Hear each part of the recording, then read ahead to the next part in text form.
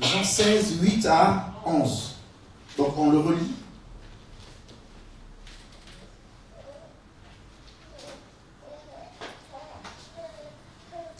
Jean chapitre 16, versets 8 à 11.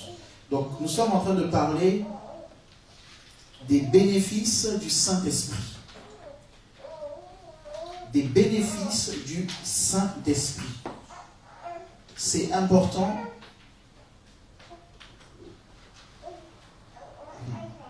de laisser la place au Saint-Esprit. Parce que le Saint-Esprit va convaincre du péché, de la justice et du jugement. Une église où on ne laisse pas la place au Saint-Esprit, c'est une église qui rentre dans des règles et dans la loi. C'est une église où on forme des hypocrites. Et on forme des gens méchants, des prédicateurs méchants, qui ne savent pas qu'il faut aller prier Dieu pour que Dieu touche les cœurs par le Saint-Esprit, mais qui vont commencer à dicter des choses et à imposer des choses. Est-ce que vous comprenez? Donc c'est important de faire notre part à nous en tant qu'humains et de laisser le Saint-Esprit faire sa part en tant que Dieu, en tant que personne. Amen. Donc Jean chapitre 16, verset 8. Je lis la parole. Alors je commence à partir du verset 7. Cependant, je vous dis la vérité. Il vous est avantageux que je m'en aille. Car si je ne vais pas, le consolateur ne viendra pas vers vous. Mais si je m'en vais, je vous l'enverrai.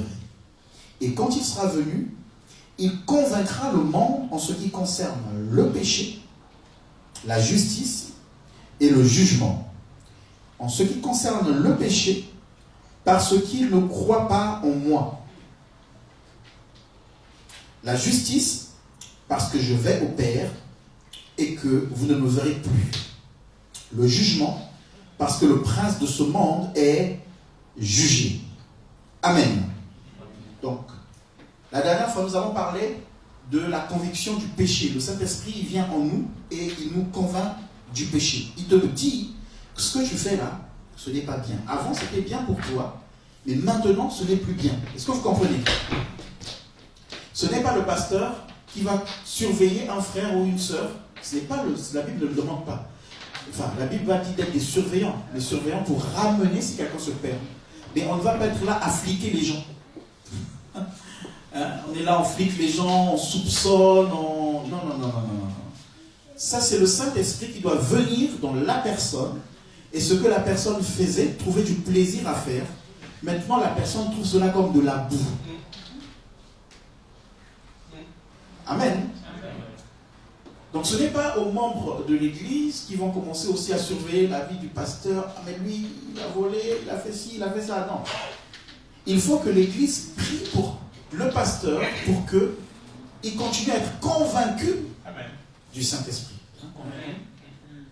Continue à être convaincu du Saint-Esprit. C'est ça. L'ingénieur. Hein? Bon, vous avez compris. Ok? Donc, ça veut dire que nous devons prier les uns pour les autres pour que le Saint-Esprit fasse son travail de conviction dans les cœurs.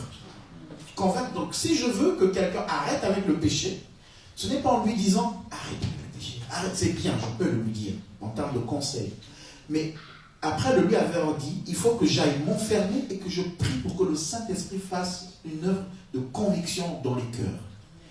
Jésus est venu, il a prêché, mais Jésus n'a pas sauvé tout le monde. Amen. Il y a des gens qui ont abandonné Jésus. Jésus a prêché, Jésus est parti, il a envoyé son Saint-Esprit, et il fallait que les personnes acceptent le Seigneur pour que le Saint-Esprit descende en eux. Donc il y a un choix personnel. Mais vous ne verrez pas dans la Bible un disciple qui a été forcé, qui a été traîné toute sa vie, et qui a été suivi à la loupe. Vous ne le verrez pas.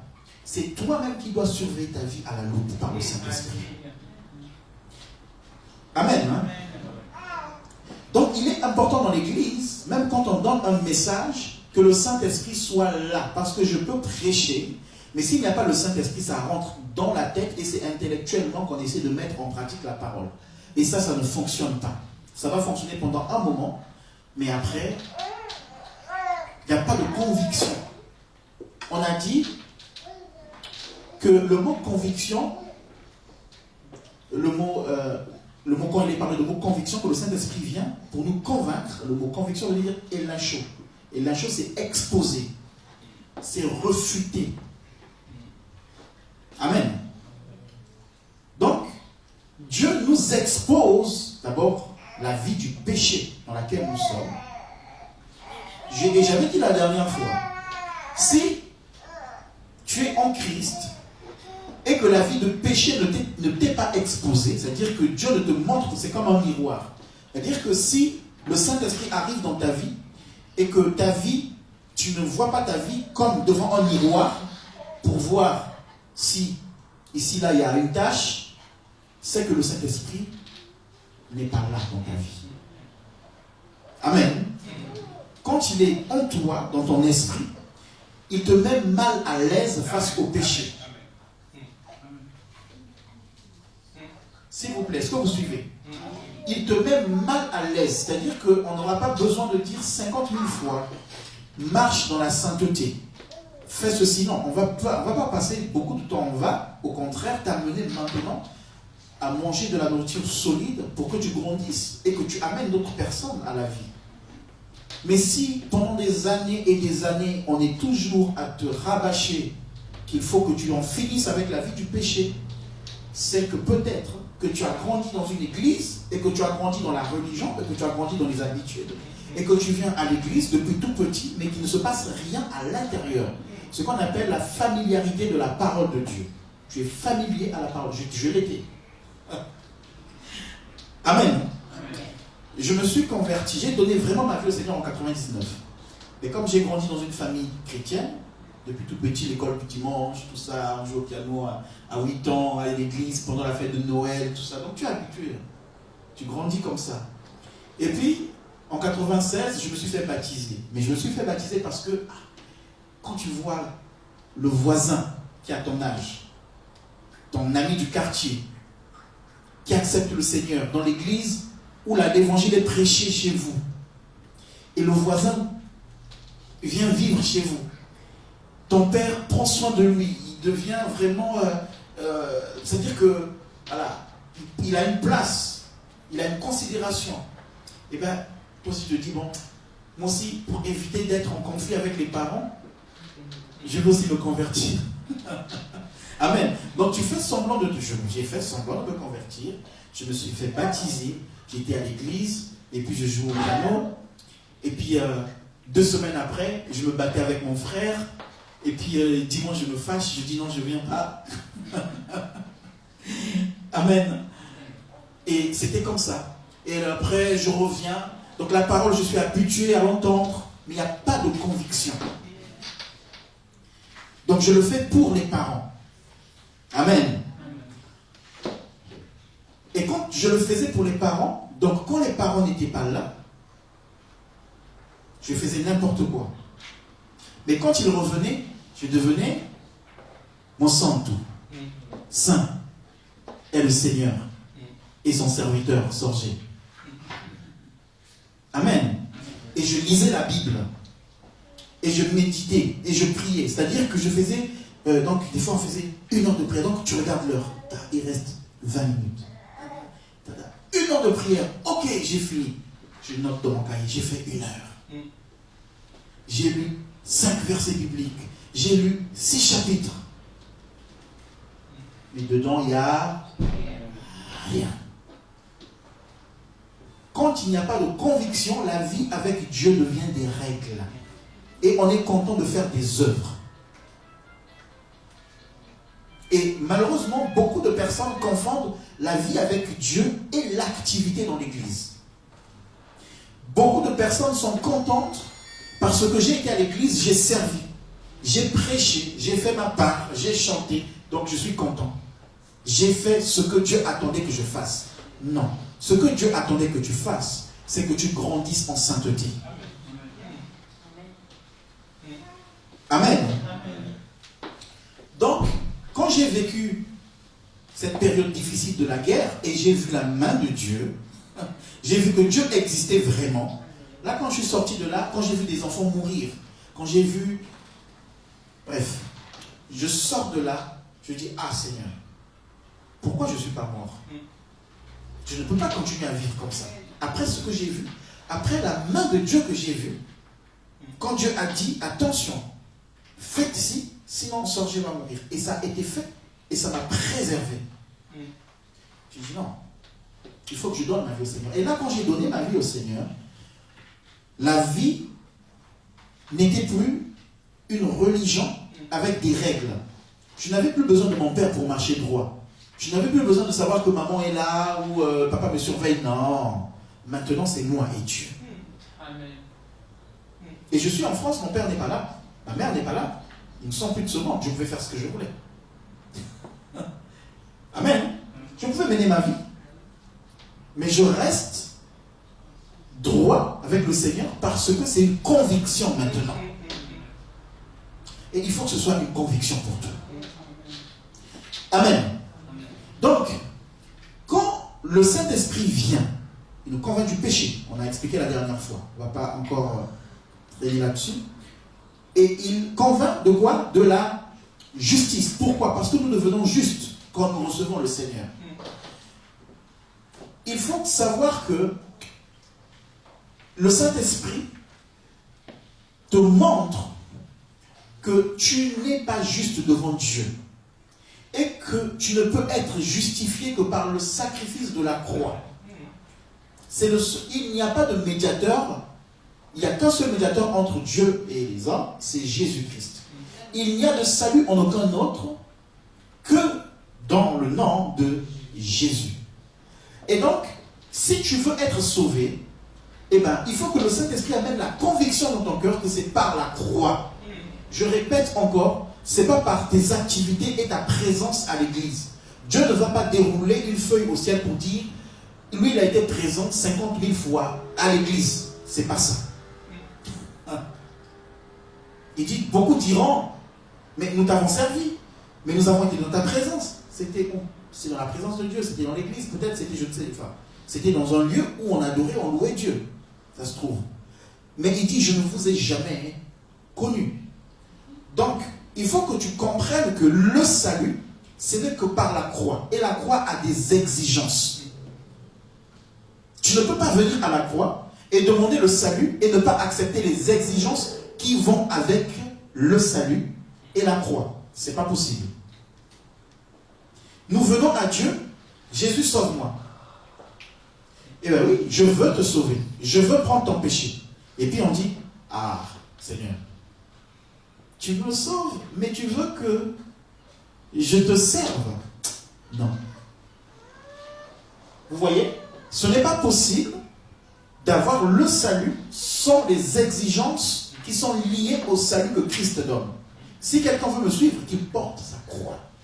Tu es obligé de porter. Si quelqu'un veut être mon disciple, il doit renoncer à sa propre vie. Exigence. Quelle est ta vie? Quelle est ta vie? Dieu dit, si tu veux entrer au ciel, renonce à ta vie.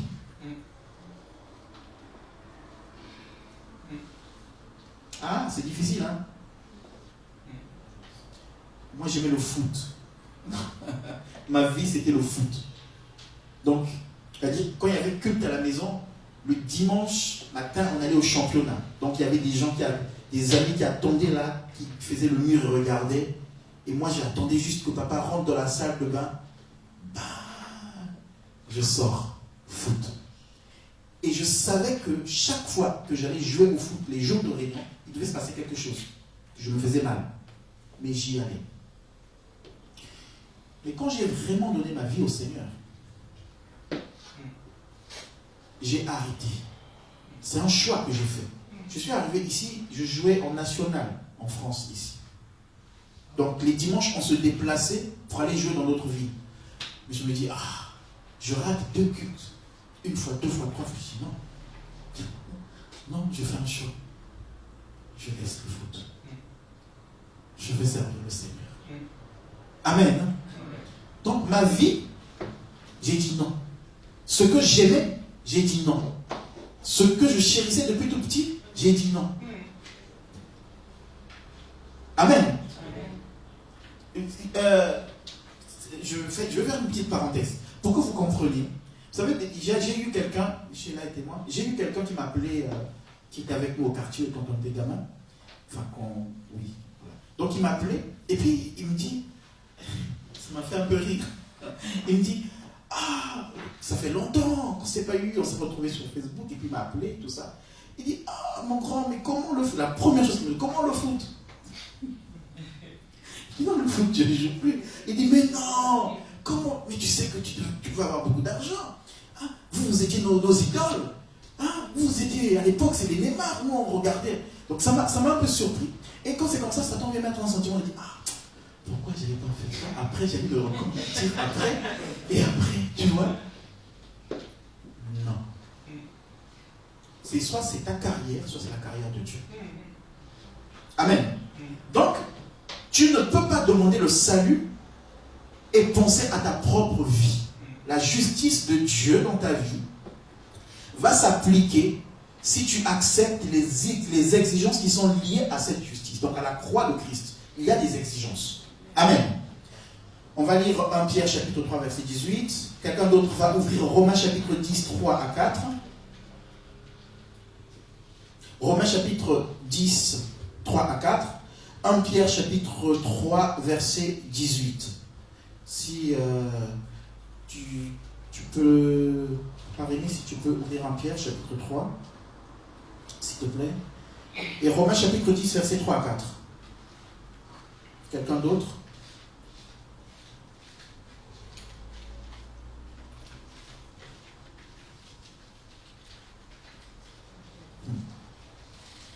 Oh, le salut est gratuit.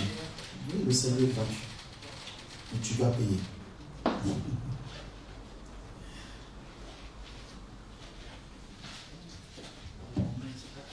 1 Pierre, chapitre 3, verset 18. Je lis la parole. Alors, verset 18. Christ aussi a souffert une fois pour les péchés, lui juste pour des injustes, afin de nous amener à Dieu, ayant été mis à mort quant à la chair, mais ayant été rendu vivant quant à l'esprit. Amen. Ayant été rendu vivant comment? Quant à l'esprit. Ok.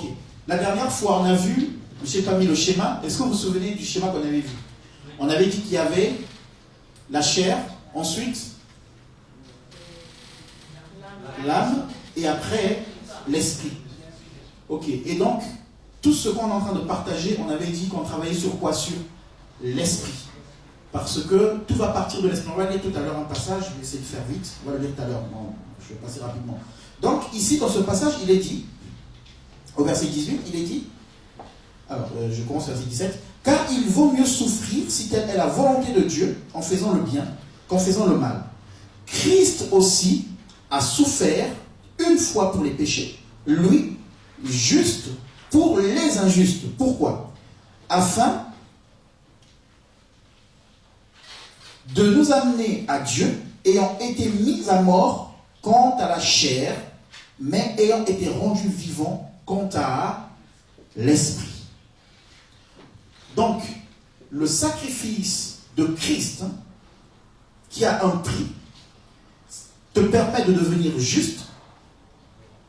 Donc, Dieu te convainc que si tu acceptes son sacrifice, tu deviens juste. Pour pratiquer la justice, il faut que tu sois juste. Amen. Mais Dieu va le faire en redonnant la vie à ton esprit.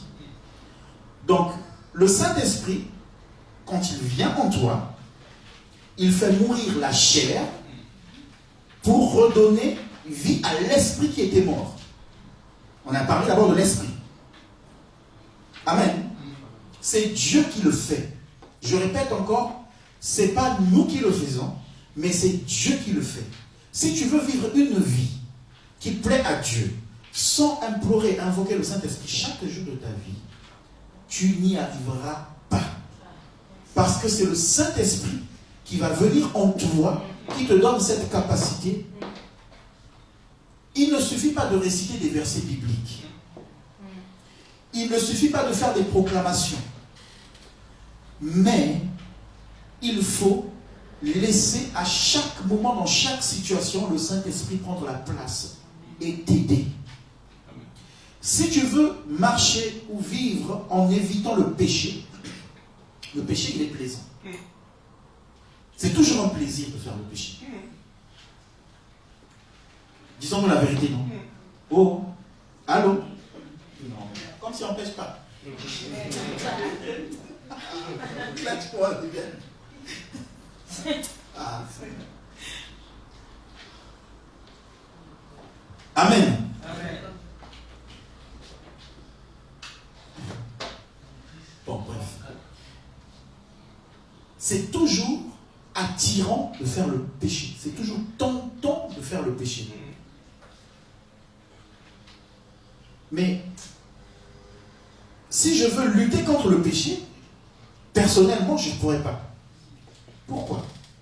Parce que y a un plaisir. En fait, il y a comme de l'adrénaline dans certaines situations. Donc, tu as envie de toucher à l'interdit. Hein? Est-ce que vous comprenez? Des fois, il y a ce désir humain qui est humain de vouloir toucher à l'interdit.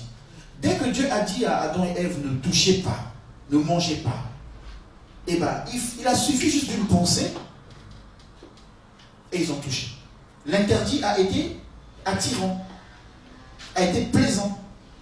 Vous comprenez? Il y a des personnes, tant qu'ils sont célibataires, ils mènent une vie de piété. Mais dès qu'ils se marient, la tentation de sortir devient grande. Parce qu'il y a une attirance, il y a quelque chose qui est là que l'ennemi suscite, quelque chose dont l'interdit, il faut aller toucher. Vous comprenez? Et donc si tu veux lutter toi-même avec ça, tu ne pourras pas. Donc il faut chaque fois dire Saint-Esprit, viens m'aider. Parce que nous ne sommes forts en face du péché que par le Saint-Esprit.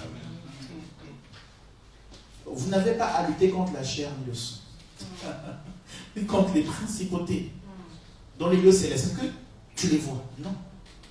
Donc si tu veux lutter, Dieu te dit prends les armes. Et il y a une arme qui est appelée la parole, l'épée de l'esprit, qui est la parole. Amen.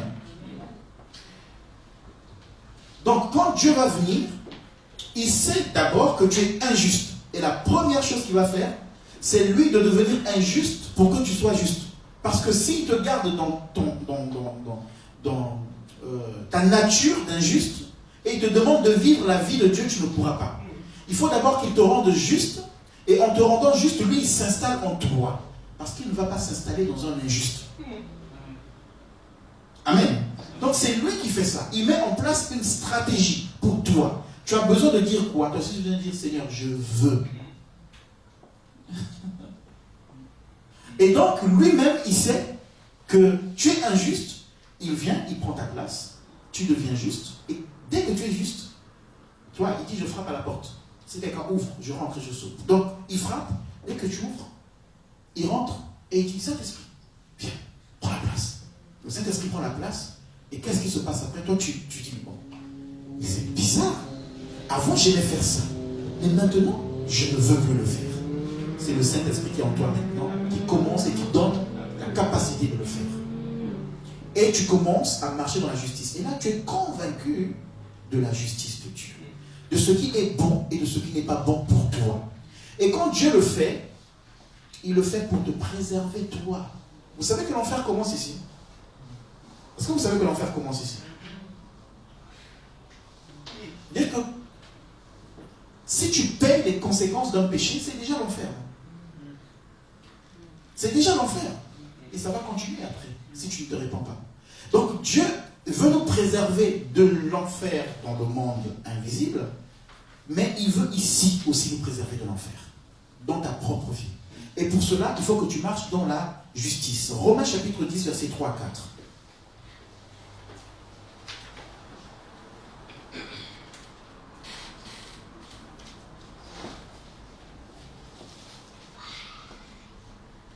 Romains chapitre 10, versets 3 à 4.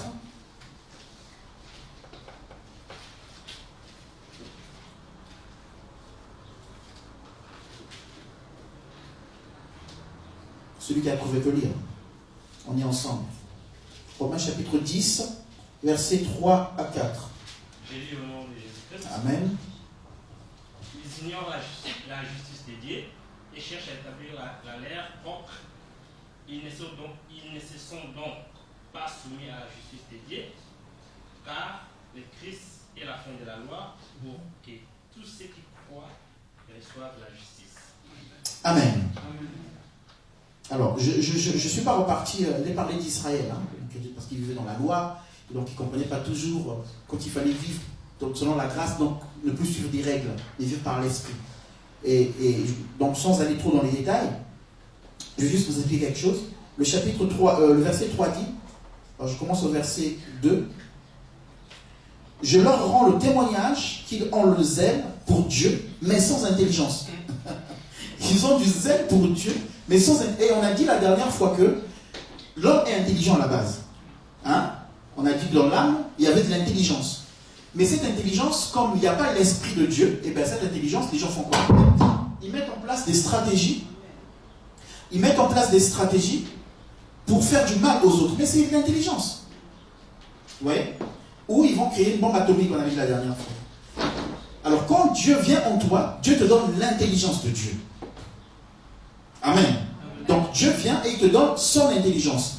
Et il est dans ce passage, je leur rends le témoignage qu'ils ont du zèle, mais sans intelligence. Je peux venir chanter, c'est du zèle, c'est bien. Mais sans intelligence, pourquoi? Parce que l'œuvre que je suis en train de faire n'est pas initiée ou poussée par l'action du Saint-Esprit que j'ai reçu au préalable. Or, Dieu veut que quand je chante, ou quand je prie, ou quand je fais, quelle que soit l'activité que je fais, que je sois d'abord, que je reçoive le Saint-Esprit. Pour que ce soit conduit par le Saint-Esprit, que ce ne soit pas juste des formalités que je vienne remplir, ou d'une activité que je viens faire. Donc il continue, il dit, ne connaissant pas la justice de Dieu, et cherchant à établir leur propre justice, ils ne se sont pas soumis à la justice de Dieu. Donc Dieu a une justice. Pourquoi? Car Christ est la fin de la loi pour la justification de tous ceux qui y croient. Donc tu as besoin de croire. Tu as besoin de croire pour être justifié et avoir un zèle intelligent. Tout commence par croire. Croire, c'est accepter le Seigneur. Tout commence par là. Amen. Mais il faut que tu saches que Dieu a une justice. Et si tu veux marcher avec Dieu, tu ne vas pas marcher avec ta propre justice, mais avec la justice de Dieu. Amen. Et Romains 6, 18 nous dira, vous le notez, ce que je vais passer. Romains 6, 18 nous parle de devenir esclave de la justice.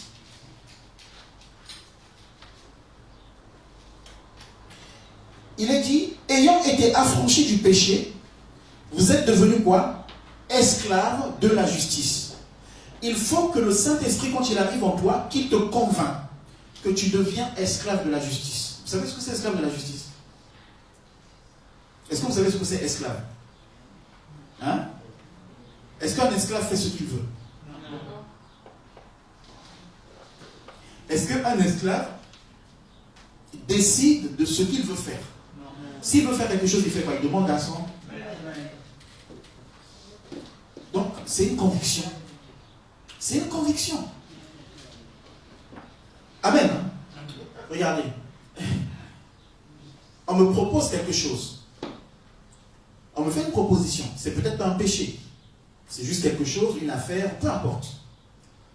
Eh bien, je peux d'abord aller voir le Seigneur et dire, Seigneur, est-ce que je le fais ou je ne le fais pas?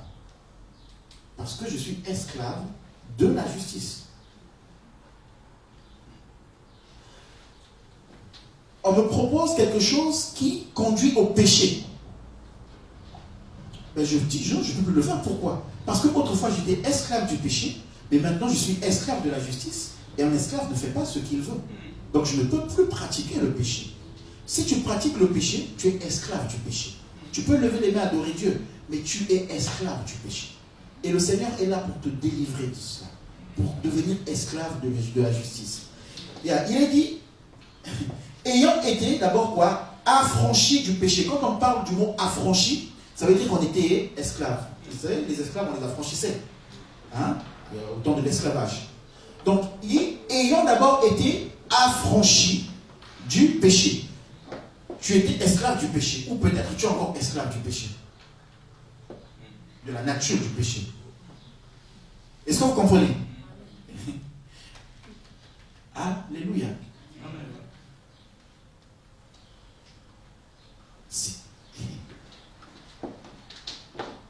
Traitons le péché. Traitons notre nature si nous voulons voir la puissance et les miracles de Dieu. Papa Richard nous a dit, on a chanté des chants qui sont une réalité. Mon papa est fidèle, il ne m'abandonne jamais. Mais Dieu dira à Israël, si tu m'abandonnes, je t'abandonne. Si Jésus dit oui, personne ne peut dire non. Mais moi-même, je peux dire non. On vient de l'entendre. Quand je vois la bonté de mon Dieu briller sur le toit de ma maison, la bonté brille sur le toit de ta maison tant que tu demeures sous l'abri du Très-Haut. Vous comprenez? Sinon, Israël serait pas emmené en déportation. Israël est emmené en déportation. C'était le peuple de Dieu. Et la nuée de Dieu était sur ce peuple, conduit par la nuée de Dieu. Mais à un moment donné, le peuple qui a vu la nuée, esclave, martyrisé. Donc, tout ce que nous confessons et nous chantons trouve sa place si tu demeures dans l'obéissance, si tu n'es pas esclave du péché. J'aime bien le dire, j'aime dire, je peux te dire aujourd'hui sois béni, mais ça ne fera rien si tu es esclave du péché. Parce que la parole veut tomber sur une bonne terre. La bénédiction va tomber sur une bonne terre. Alléluia. Traite ce qui peut être un poison pour la bénédiction que Dieu veut te donner. Traite ce qui peut bloquer le poison, la vie que Dieu veut te donner. Donc, il dit, qu'est-ce qu'il a fait Jésus? D'abord, il nous a affranchis du péché. Donc, ça veut dire quoi? Il a payé un prix. Quand on affranchissait les esclaves, on venait en prenant un esclave, on dit, ok, lui il coûte combien? Et encore, on a parlé la dernière fois, on a dit qu'on était des personnes de valeur. Parce que, il dit, je vous ai racheté à un grand prix. C'est ce qu'on a vu la dernière fois. Et les esclaves, il y en avait qui étaient achetés à un grand prix. Parce que bien qu'étant esclaves, ils avaient de la valeur. Donc Jésus vient et il dit, ok, tu es esclave du péché. Moi je suis juste, mais je prends ta place. Il te sauve. Il te sauve, et puis toi tu dis, bon, ok, Jésus m'a sauvé, Jésus m'a libéré, alléluia, je suis dans la joie, alléluia, ok. Mais Jésus dit que maintenant que tu es libre, il faut que tu sois son esclave. Donc il n'y a pas de chrétien indépendant qui plane, qui fait ce qu'il veut. Ça n'existe pas. Amen. Hein? Il n'y a un chrétien indépendant qui fait ce qu'il veut, qui n'est pas dans la communion, qui n'est pas un même cœur avec les autres, ça n'existe pas. Tu es un chrétien erroné. Tu es un chrétien piraté, si je peux le dire comme ça. Pourquoi? Parce que quand on est affranchi, il est dit que nous devenons des esclaves de Christ. Est-ce que tu es esclave de Christ? Ou seulement tu es esclave de Christ quand tu as des problèmes? Je veux faire ta volonté, Seigneur. Règle-moi le problème, Seigneur. Ma vie dépend de toi, Seigneur. Aide-moi. Ok, bon, je vais l'aider. Le Seigneur aide, et puis bon, maintenant c'est fait. Je fais ce que je veux, Seigneur. Non. Vous êtes affranchis pour être des esclaves de Christ. La Bible dit, venez à moi, vous tous qui êtes chargés et fatigués, je vous donnerai du repos. Vrai ou faux? Viens, s'il te plaît. Prends. Qu'est-ce que je peux lui donner? prends ce sac-là. Supposons qu'il est lourd. Viens à moi, toi qui es chargé, fatigué. Viens, fatigué. Fatigué. Tu es chargé. Hein? Toi, tu n'as pas l'habitude d'être chargé.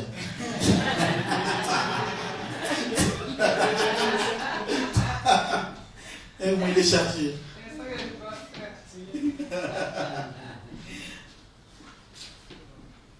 Alors, chargé, ça peut être des soucis, c'est le péché à la base, hein, mais qui nous détruit.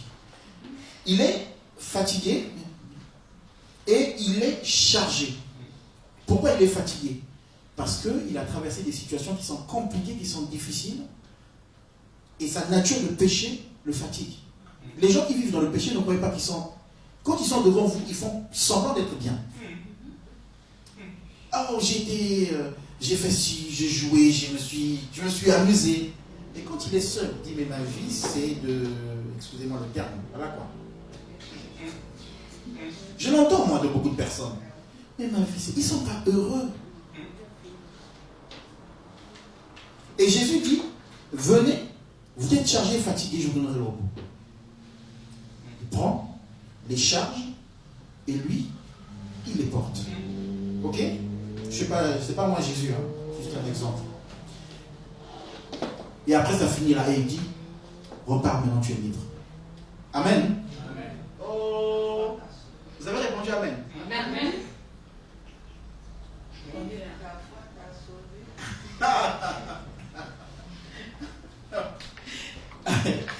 Venez à moi, vous tous qui êtes chargés et fatigués, et je vous donnerai du repos. Donc il a trouvé le repos. Et maintenant, la suite c'est quoi? Rentre, repart, maintenant c'est fini. Et ne pêche plus. Lisez la Bible. Ah! C'est ça que vous demandez? Oh, ne fais pas semblant de ne pas avoir compris. Oh, j'ai raté le registre. Ainsi que tout le monde connaît. Prenez mon joug qui est, comment? Léger. Et Amen. qui est doux et léger. Donc la personne qui était aigrie, elle devient douce. Les eaux de Mara. Oh, mais toi, tu étais mauvais. Qu'est-ce qui s'est passé? Je suis prêt à t'aider maintenant. Je te pardonne. Donc, quand Jésus nous libère, il ne nous laisse pas comme ça. Il nous donne un autre fardeau. Est-ce que tu l'as reçu ce fardeau? Merci. Est-ce que tu l'as reçu ce fardeau? Est-ce que tu as le fardeau de Jésus? Est-ce que tu as le fardeau de Jésus? Bon. On continue.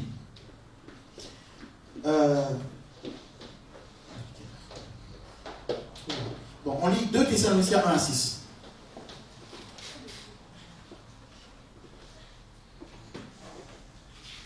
Donc, ça doit, quelqu'un qui a reçu le Saint-Esprit est convaincu que s'il a été justifié par Dieu, Jésus se faisant injuste pour lui, il doit être convaincu qu'il a un fardeau qu'il doit porter, le fardeau du Christ.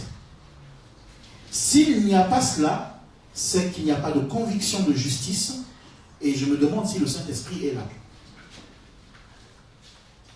Donc, ce n'est pas possible qu'il y ait des chrétiens qui soient sans ministère, ou sans service, ou sans appel. Ce n'est pas possible. Chaque chrétien est appelé. Dès que tu es appelé, tu as quelque chose à faire pour le Seigneur. Parce que tu as un fardeau que Dieu te donne. Mais il est doux et léger. Pourquoi il est léger? Parce que ce n'est pas par toi-même que tu le supportes, c'est par le Saint-Esprit que tu le supportes. Et Dieu sait quelle est la mesure du fardeau qu'il doit te donner, qui correspond à ce que tu es et à la capacité qu'il t'a donnée. Vous comprenez? 1 Thessaloniciens chapitre 1 verset 6. Quelqu'un peut le lire? Je vais souligner juste ce verset-là parce qu'il est très important. 2 Thessaloniciens, pardon. 2 Thessaloniciens chapitre 1 verset 6. Quelqu'un veut bien le lire? Je lis Mhm.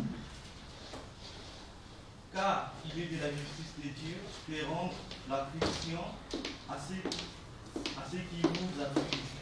Amen. Car il est quoi? De la... De rendre... Amen.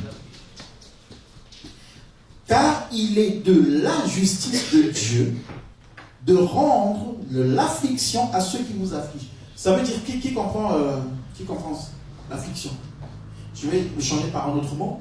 Car il est de la justice de Dieu de rendre de la souffrance à ceux qui vous font souffrir. Donc, un chrétien qui est convaincu de la justice de Dieu par le Saint-Esprit, eh bien, il va savoir que les gens qui le font souffrir, ce n'est pas à lui de rendre justice. Donc, si tu es chrétien et que tu te rends justice et que tu es bagarreur, c'est que tu n'as pas compris qu'il y a Dieu qui est là, qui rend justice à ceux qui te font souffrir. Est-ce que vous comprenez? C'est pour ça que quand le Saint-Esprit vient en nous, finalement, on était des bagarreurs, mais on ne l'est plus. Quand j'exhorte, je ne suis pas parfait, mais je m'améliore. Mais quand j'exhorte, j'aime aussi donner des témoignages ou des exemples de ce que j'étais. Parce que je peux vous prêcher Paul, mais Paul, on ne l'a pas vu. Amen. Et je pense que la Bible dit que d'abord, nous sommes des lettres qui doivent être lues. Donc la parole qui nous parle le plus, c'est celle que nous vivons. C'est pour cela que l'évangile qui a de la puissance, c'est celle de la femme samaritaine qui va dire, regardez, celui qui m'a dit ce que je suis. Elle n'a pas commencé à faire une théologie qui est Jésus, non. Ce que je suis. Les gens la connaissent avant et les gens la connaissent après. Amen. Hein? Et c'est pour cela que quand je partage, j'aime aussi donner les témoignages de ce que Dieu a fait dans ma vie. Parce que j'étais très violent. Et quand j'ai donné ma vie au Seigneur, dans le quartier où on aimait bien se battre, on aimait bien... après les matchs de foot, c'était toujours la baston. Mais quand je me suis converti, maintenant c'était évangélisation. Et un jour, je sors de l'école, dans le quartier, j'étais en première. Donc en première, on est déjà, adulte, enfin, presque adulte. Bon, chez nous, des fois, on est adulte. Voilà. Et je me fais agresser, je me fais taper par un jeune, un ami de mon petit frère. Donc, en réalité, je pouvais bien le taper correctement. Et si, à l'époque où je n'étais pas converti, on se battait, il sait que je le tapais. Mais comme là,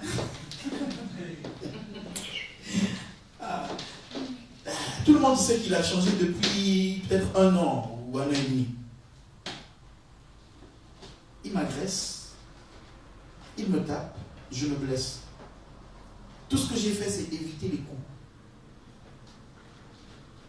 Je suis rentré à la maison, ma mère m'a vu, et puis elle dit bon, on va aller à la police. On est parti à la police. La police est venue les chercher, parce qu'ils étaient après en groupe. Mais c'est des gens avec qui j'ai grandi, avec qui on a fait n'importe quoi. Mais je ne suis plus avec eux, je ne traîne plus au coin de rue avec eux, depuis peut-être 1 an, parce que, mais je les respecte. Quand j'ai quelque chose, je ne peux pas, on se parle, il n'y a pas de souci. Vous comprenez? Mon monde a changé. Mon père sort du travail, il voit qu'on est au commissariat, il voit ces jeunes, il dit non, moi, je ne veux pas que quelque chose arrive à ces jeunes hommes en passant par ma maison. Il a payé pour eux, on les a libérés. Mais ce que je veux dire, c'est quoi? C'est qu'avant, j'allais me battre. Mais là, je ne me bats plus. Si je me battais, j'allais salir le témoignage de celui que je porte.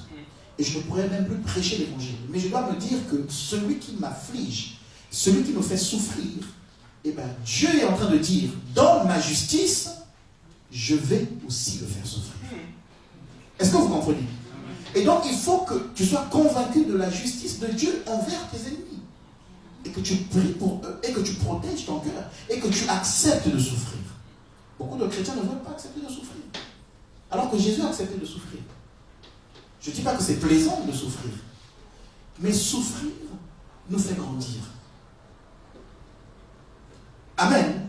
Encore une fois de plus, je répète que nous devons vivre pas notre vie mais la vie de Dieu. Et si je vis la vie de Dieu, si Dieu dit souffre, eh bien il faut que je souffre. Sinon c'est ma propre vie que je vis. Donc, si le Saint-Esprit est en toi, il te donne la conviction que tu ne dois pas te rendre justice. Tu n'as pas à te... Si tu as le Saint-Esprit, tu n'as pas à te battre ou à injurer. Si tu as un problème avec quelqu'un, le Saint-Esprit va te convaincre d'aller régler le problème. Et je n'arrive pas à comprendre des églises où il y a toujours des problèmes. Il peut y avoir des problèmes, mais les problèmes vont nous donner la possibilité de nous connaître et de mieux avancer. Mais je ne peux pas comprendre certains milieux chrétiens où on va dire il y a des problèmes, on va continuer dans des problèmes. Non, il faut que dans nos têtes, que ça sorte cela. Parce que nous sommes des artisans de paix. Parce que le Saint-Esprit, quand il vient en toi, il te donne la conviction que tu n'as pas à te rendre justice. Et que tu n'as pas à te battre avec un frère et une sœur. Un chrétien ne se bat pas. Imaginez Jésus. Il retrousse les manches. Imaginez Jésus. Vous vous rendez compte? Amen. Donc ceux qui t'affligent, ce n'est pas une prophétie. Dieu dit, il va les affliger. Ceux qui te font souffrir, Dieu dit, je vais aussi leur donner de la souffrance. À condition si tu es juste, si tu es un enfant de Dieu.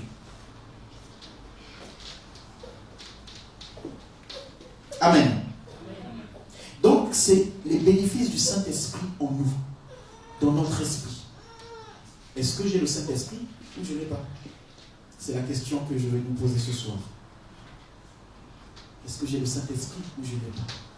Et Dieu dit, encore une fois de plus, je suis à la porte et je frappe. Si quelqu'un entend ma voix et il ouvre, je rentrerai, je souperai, je dînerai avec lui et lui avec moi. Pourquoi? Il ne dit pas je rentrerai, je danserai avec lui. Il ne dit pas je rentrerai et puis je commencerai à le bénir. Non, je mangerai avec lui. Si Dieu rentre dans ta vie pour manger avec toi, c'est qu'il va manger sa parole. C'est-à-dire qu'il va se nourrir de sa parole. Parce que tu ne dois pas vivre de pain seulement, mais de la parole qui sort de la bouche de Dieu. Et quand tu es nourri de sa parole, tu es convaincu des choses que tu dois faire et que tu ne dois pas faire sans qu'on ne court après toi. Sans qu'on ait peur que tu fasses des dégâts ou pas. Est-ce que vous comprenez? Et ça, c'est le Saint-Esprit qui nous le donne.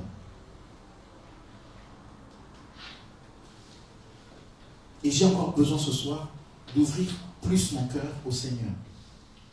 Vous notez juste ce passage-là. De Colossiens chapitre 2, versets 13 à 16. Vous le notez. Donc là, il est parlé du jugement. Le Saint-Esprit vient et il nous convainc du jugement. Colossiens chapitre 2, versets 13 à 16. Et vous notez aussi Apocalypse chapitre 20, versets 10 à 15. Colossiens chapitre 2, 13 à 16. Okay. Apocalypse chapitre 20, 10 à 15.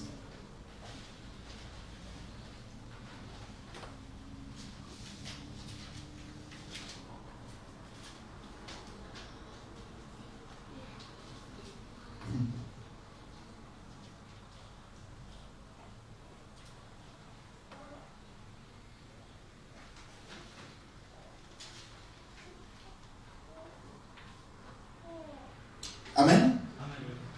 Colossiens chapitre 2, verset 13 à 16.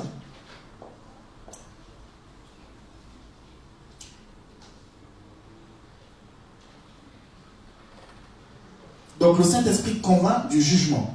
Je lis rapidement. Vous étiez morts par vos offenses et par l'incirconcision de votre chair. Il vous a rendus à la vie avec lui en nous faisant grâce pour toutes nos offenses. Il a effacé l'acte dont les ordonnances nous condamnaient et qui subsistaient contre nous. Il les a détruits en les clouant à la croix. Il a dépouillé les dominations des autorités et les a livrés publiquement en spectacle en triomphant d'elles à la croix. Verset 16. Que personne donc ne vous juge au sujet du manger et du boire, ou au sujet des fêtes, d'une nouvelle lune ou du sabbat. C'était l'ordre des choses à venir. Mais le corps est en Christ. Amen. Vous voyez, Jésus a jugé déjà Satan. Satan est vaincu. Est-ce que vous comprenez? Quand le Saint-Esprit vient en toi, il te convainc que Satan est déjà vaincu. Donc, il n'y a pas à avoir peur de Satan. Il l'a livré en spectacle. La puissance du péché dans ta vie a été vaincue. Est-ce que vous le croyez? La puissance du péché dans ta vie a été vaincue. Il a déjà été jugé. Donc, de ton vivant sur terre, Satan a été vaincu dans ta vie. Il y a des gens qui croient que Satan a encore de la puissance dans leur vie. Franchement. Oui, si je marche dans le péché, j'ouvre une porte à Satan. Il y a des gens qui croient que Satan a encore de la place dans leur vie, ou de l'autorité dans leur vie. Non, la parole est en train de dire qu'il a été livré, cloué à la croix, livré en spectacle. Donc que personne ne te juge et que personne ne te fait croire que Satan a de la puissance, de la domination sur toi, ou qu'un homme a de la domination sur toi, parce que Dieu a déjà jugé Satan. Et ça, le Saint-Esprit nous donne la conviction. Il n'y a plus de culpabilité quand on est en Christ. Est-ce que vous comprenez? Si tu es sauvé, si tu as vraiment donné ta vie à Jésus, n'écoute pas le mensonge du diable qui te rappelle ton passé, ou qui va passer par des gens pour te rappeler ton passé. Parce que il a été livré, il a eu honte. Livré en spectacle, c'est comme si, vous savez quand deux personnes se battent. Donc, et puis il y a du monde tout autour. Ils se battent, et puis il y en a un qu'on tape, et celui qu'on tape, on le prend, c'est-à-dire que celui qui est en train de le taper, il le prend, il le fait tourner comme ça devant tout le monde. Tu vois? Il le prend, il le rejette à terre, il le lève comme ça, il le montre aux gens, vous voyez, il est humilié. Et on fait du spectacle avec lui. Et ça, c'est ce que Jésus a fait à Satan pour ta vie. Donc que personne ne te ramène dans le passé. Amen. Il a été jugé. Apocalypse 20, verset 10. Je lis rapidement ce texte.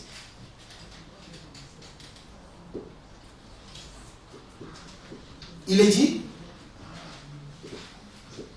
Apocalypse 20, verset 10, il est dit, et le diable qui les séduisait fut jeté dans les temps de feu et de soufre, où sont la bête et le faux prophète. Et ils seront tourmentés jour et nuit au siècle des siècles.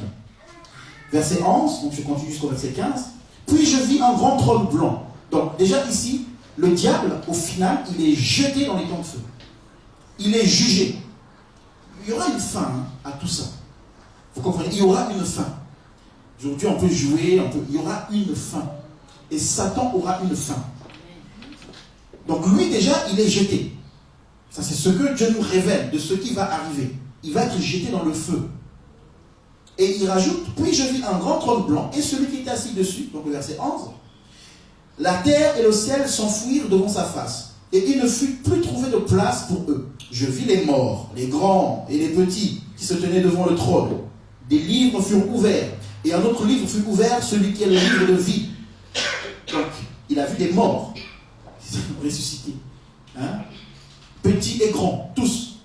Et il dit, et les morts furent jugés selon leurs œuvres, d'après ce qui était écrit dans ces livres. La mer rendit les morts qui étaient en elle, la mort et le séjour des morts rendirent les morts qui étaient en eux, et chacun fut jugé selon ses œuvres. Et la mort et le séjour des morts furent jetés dans les temps de feu, c'est la seconde mort, les temps de feu. Quiconque ne fut pas trouvé écrit dans le livre de vie fut jugé, fut jeté dans les temps de feu. Amen. Amen. Amen. Écoutez, personne n'arrivera au ciel et dira à Dieu, je ne savais pas. Personne n'arrivera au ciel et dira à Dieu, je ne savais pas qu'on devait être jugé et que ça allait se passer comme ça. Dieu nous a donné toutes les informations. Satan sera, il est déjà jugé, mais il sera jugé et jeté dans les temps de feu. Mais il est dit que, quand on dit, quand on va au cimetière, dans les obsèques, on voit repose en paix. Repose en paix. Ok, repose en paix. Mais Dieu va te réveiller. Dieu va te réveiller. Et il va y avoir un livre qui va être ouvert où on verra s'il y a ton nom ou s'il n'y a pas ton nom. Vous comprenez? Et quand ce livre va être ouvert, s'il n'y a pas ton nom, la Bible dit que tu seras jeté avec Satan. Est-ce que je savais ou je ne savais pas? Tu es informé maintenant. Amen. Et il dit que chacun sera jugé selon quoi c'est. Est-ce qu'on a dit que chacun va être jugé selon les œuvres des autres? Non. Continue à t'occuper de la vie des autres. Satan nous distrait à nous occuper de la vie des autres, à juger les autres, à condamner les autres. Ils ont fait si, mais ta vie, elle est comment? Bats-toi pour ta vie, bats-toi pour ta vie, bats-toi pour ta vie. Dieu ne va pas te juger par rapport aux autres. Il écrit ce que toi tu fais. Tu pourras avoir aidé 50 000 personnes, mais Dieu te dira toi-même ta vie, comment tu en as. Vous voyez, aujourd'hui, on a des policiers par exemple qui se suicident. C'est vraiment triste, mais on comprend la douleur, enfin les problèmes qui peuvent être autour. Mais c'est des gens qui sauvent les autres pourtant. Mais eux-mêmes qui se donnent la mort. Vous comprenez? Dieu veut pas que tu te suicides toi-même. Que tu te donnes la mort en préparant ton chemin pour l'enfer, alors que tu parles de Dieu aux autres. Alors que tu montres aux autres que tu es chrétien. Donc, quand le Saint-Esprit vient en toi, parce qu'il y a des gens qui ne croient pas en ça, hein, tu leur dis, il y aura un jugement, ils disent non. Mais quand le Saint-Esprit est dans ta vie, tu es convaincu du jugement. Donc si tu ne crois pas encore au jugement là, c'est que le Saint-Esprit n'est pas là. Mais le Saint-Esprit vient en toi, il te convainc qu'il y a un jugement et il faut que tu prépares ta vie. Ne te dis pas que quand j'aurai 76 ans, 80, c'est là que je vais mourir. Non, on voit des enfants de 2 ans qui meurent. Les petits et les grands seront réveillés, ressuscités et ils rendront compte de leurs œuvres. Mais nous avons le Saint-Esprit qui est là.